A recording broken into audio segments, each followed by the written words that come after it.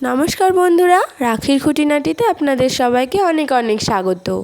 আজকে আমি তৈরি করছি একদম ঝরঝরে পোলাও। চলুন দেখে নিই তাহলে। এখানে আমি 3 কাপ গোবিন্দভোগ চাল নিয়েছি, এটা ধুয়ে জল ঝরিয়ে রেখে দিয়েছি। এবার একটা কড়াইয়ে আমি সাদা তেল নিলাম সামান্য, আর অল্প ঘি নিলাম। আপনারা সম্পূর্ণটা ঘি দিয়েও করতে পারেন। এবার এর মধ্যে নিয়ে নিলাম একটু গরম মশলা থেতো করে, তেজপাতা, শুকনো লঙ্কা, আর নিয়ে নিচ্ছি অল্প আদা কুচি আর কয়েকটা কাঁচা লঙ্কা কুচি দিয়ে একটু নাড়াচাড়া করে আমি দিয়ে দিচ্ছি কাজু বাদাম আর কিশমিশ। এবার একটু নাড়াচাড়া করে ওর মধ্যে আমি অল্প লবণ আর খুব সামান্য হলুদ দিয়ে একটু মিক্স করে নিচ্ছি। এবার জল ঝরিয়ে রাখা চালটা ওর মধ্যে অ্যাড করে দিলাম, দিয়ে ভালো করে ওর সাথে মিক্স করে নিচ্ছি বাদামগুলোর সাথে।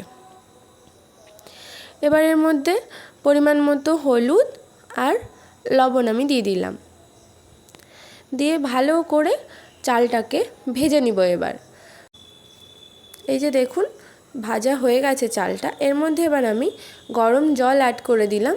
এখানে আমি 3 কাপ চালের জন্য ডবল 6 কাপ গরম জল অ্যাড করলাম।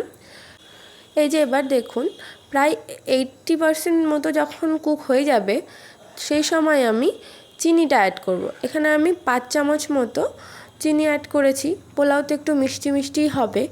এবার চিনি দেওয়ার পরে ভালো করে মিক্স করে নিচ্ছি। এই নাড়াচাড়া করতে করতেই বাকি 20%ও কুক হয়ে যাবে।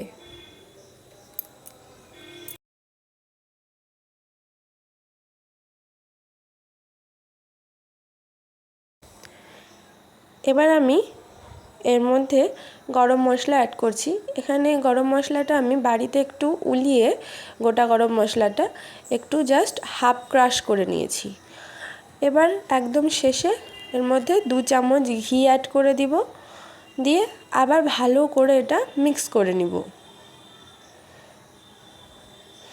তাহলেই আমাদের পোলাও একদম রেডি। দেখুন কতটা ঝরঝরে হয়েছে। এবার আপনি এটাকে পনিরের সাথে এনজয় করুন। আর ভালো লাগলে একটা এবার লাইক করবেন, সাবস্ক্রাইব করবেন আর শেয়ার করবেন। ধন্যবাদ।